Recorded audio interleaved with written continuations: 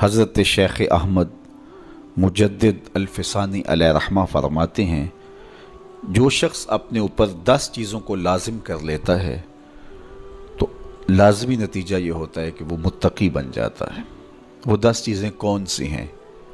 ماہ صیام کے ان حسین لمحوں میں ہمیں وہ 10 اوصاف اپنے اندر پیدا کرنے چاہیے تاکہ ہم متقی بن جائیں، اور متقی اللہ کے محبوب بندے ہیں۔ تقوی اختیار کرنے والے اللہ جل شانہ کی رحمتوں کے خاص مستحق ہیں۔ جنہیں تقوی کا نور نصیب ہوتا ہے وہ اللہ کی رحمتوں کے سائے میں آ جاتے ہیں۔ اگر ان پر مصائب، آلام، مشکلیں آتی ہیں تو ان کے تقوی کی وجہ سے اللہ انہیں راستے عطا کر دیتا ہے۔ وَمَن يَتَّقِ اللَّهَ يَجْعَل لَّهُ مَخْرَجًا وَيَرْزُقْهُ مِنْ حَيْثُ لَا يَحْتَسِبُ۔ اللہ اکبر۔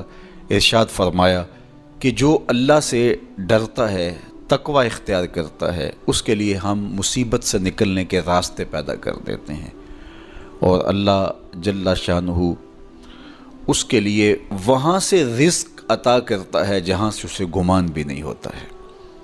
تو یہ تقوی کا نتیجہ ہے جو اہل تقوی کو نصیب ہوتا ہے۔ تو حضرت شیخ نے 10 وہ امور بتائے جو اپنے اوپر لازم کر لینے سے تقوی نصیب ہوتا ہے۔ سب سے پہلی بات آپ فرماتے ہیں زبان کو غیبت سے بچائے۔ اتقاء کے حصول کے لیے زبان کو پاک کرنا ضروری ہے۔ انسان کے زیادہ تر گناہ اس کی زبان کی وجہ سے ہیں، اور غیبت یہ بدترین عمل ہے، اور اس کو بدکاری سے بھی برا قرار دیا گیا ہے۔ الغیبت اشد من الزنا۔ تو اپنی زبان کو غیبت سے بچائے۔ دوسری بات ارشاد فرمائی کہ بدظنی سے بچے، کسی سے خواہ مخواہ بدگمان ہو جانا اور اپنے دل کو کسی کے لیے میلا کر لینا اور اس کی بدگمانی دل میں پالنا، تو یہ تقوی کے منافی ہے۔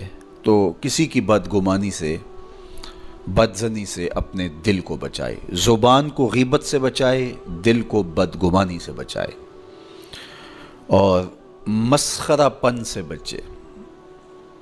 بات بات پہ ٹھٹھے مار کے ہنسنا اور اس طرح کی زندگی بسر کرنا۔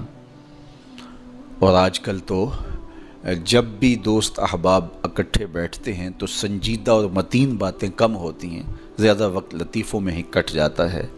انسان کو خوش مزاج ہونا چاہیے، اس کی طبع میں شگفتگی ہونی چاہیے، لیکن شگفتگی، خوش مزاجی اور مسخرہ پن میں فرق ہے، اس کو سمجھنا چاہیے۔ سنجیدہ اور متین زندگی یہ مومن کی زینت ہے، انسانیت کا حسن ہے۔ اس لیے تقوی کے حصول میں مانع ہے مسخرہ پن۔ اگر کوئی شخص متقی بننا چاہتا ہے تو اس کو سنجیدہ اور متین بننا ہوگا۔ طبیعت کی خوش مزاجی یہ معنی نہیں ہے، لیکن مسخرہ پن اور چیز ہے، اس سے روک دیا گیا۔ چوتھی چیز حضرت شیخ احمد فرماتے ہیں کہ اپنی آنکھ کو حرام سے بچائے۔ اپنی آنکھ کی حفاظت کرنے سے تقوی حاصل ہوتا ہے۔ جب آنکھ خراب ہوتی ہے تو دل خراب ہوتا ہے، جب دل خراب ہوتا ہے تو پھر پورا بدن خراب ہو جاتا ہے۔ اس لیے وہ دروازہ جو کھلا ہے اور اس سے بدی شر اندر اتر رہی ہے، اور پھر اس سے آپ کا سارا نظم ہستی برباد ہو رہا ہے، تو اس دروازے کو بند کریں۔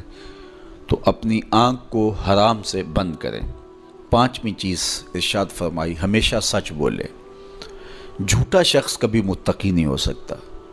اتقاء کے حصول کے لیے اپنے آپ کو سچ کا خوگر بنانا ہوگا۔ سچ کے بغیر کبھی نہ بولیں۔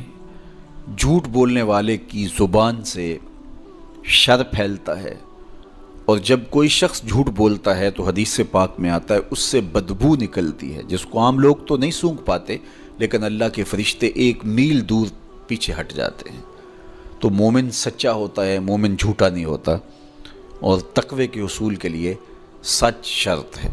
چھٹی چیز ارشاد فرمائی، ہر حال میں اللہ کا احسان مانے۔ جب کوئی بھی انسان پر بہتری آئے تو اس وقت یہ کہے کہ یہ میرے رب کا احسان ہے کہ مجھے یہ حاصل ہوا ہے۔ بہت سارے لوگ اپنی محنت کا نتیجہ قرار دیتے ہیں کہ یہ میں نے کیا تو اس کے نتیجے میں یہ ملا۔ بسا اوقات آپ کتنا سیدھا کام کر رہے ہوتے ہیں، کتنی محنت کر رہے ہوتے ہیں، لیکن نتیجہ اس کے برعکس آ رہا ہوتا ہے۔ سیدنا علی المرتضیٰ رضی اللہ تعالیٰ عنہ فرماتے ہیں میں نے اللہ کو اپنے ارادوں کی شکست سے پہچانا، تو یہ اس کی کرم نوازی ہے کہ اس نے ایسا کر دیا۔ صحت میرا کمال نہیں، یہ اللہ کی عطا ہے۔ علم میرا کمال نہیں، یہ اللہ کی عطا ہے۔ لہجوں کی خوبصورتی یہ اس کی عطا سے ممکن ہے۔ اس نے آنکھوں میں روشنائی رکھی، اس نے توفیق عمل نصیب فرما دی، اس نے اچھائی کی راہوں پہ گامزن کیا۔ ماہ صیام میں روزہ رکھنے کی توفیق ہوئی، صلاۃ التراویح میں حاضری کا موقع میسر آیا، دیگر صالح اعمال تلاوت کلام مجید نصیب ہوئے، تو مت سمجھے کہ یہ کوئی میرا کمال ہے۔ اللہ کا احسان مانے گا تو غرور پیدا نہیں ہوگا، تکبر پیدا نہیں ہوگا۔ تو ہر حال میں اللہ کا احسان مانے، جو بھی خیر اس کو ملے وہ کہے یہ میرے رب کی طرف سے ہے، اور اگر اس کا کرم نہ ہوتا تو یہ عمل مجھے نصیب نہ ہوتا۔ اور کتنے عمل ہیں کہ نصیب ہونے کے بعد عجب سے، تکبر سے، ریاکاری سے برباد ہو جاتے ہیں۔ کیتی کتری پئی کھو محمد تے سکہ بنیا زردہ، کتنے عمل ہیں کہ برباد ہو جاتے ہیں، تکبر آ گیا، عجب آ گیا، ریاکاری آ گئی، تو یہ اس کی طرف سے ہی ہے۔ تو جب یہ کہے گا تو عجب، تکبر، غرور کچھ پیدا نہیں ہوگا، تو پھر عمل قبول ہوگا اور انسان تقوی کی منزل تک پہنچے گا۔ ساتویں چیز، اپنا مال راہ حق میں خرچ کرے، ناحق راستے پر ایک درہم بھی خرچ نہ کرے۔ کمایا ہوا مال راہ حق میں خرچ کرنے سے اتقاء کی دولت نصیب ہوتی ہے۔ اللہ قیامت کے دن بندے کے قدم اپنے حضور سے ہٹنے نہیں دے گا جب تک اس سے 3 سوال نہیں کر لے گا۔ ان میں سے ایک سوال یہ ہوگا کہ مال کمایا کہاں سے، مال خرچ کہاں کیا۔ جس طرح مال حلال کمانا ضروری ہے، مال کو جائز جگہوں پہ خرچ کرنا بھی ضروری ہے، حق کے راستے پہ خرچ کرنا بھی ضروری ہے۔ اس لیے یہ اپنی طبع کے اندر لازم کر لے کہ کبھی بھی اس کا مال کسی ناجائز اور فضول کام میں خرچ نہ ہو، راہ حق میں اس کا مال لگے۔ 8ویں چیز، نفس کے لیے کبھی بڑائی بلندی نہ چاہے، اس سے طبیعت میں سرکشی آئے گی اور تقوی کے راستے میں یہ عمل مانے ہے۔ اور نمازوں کی حفاظت کرے۔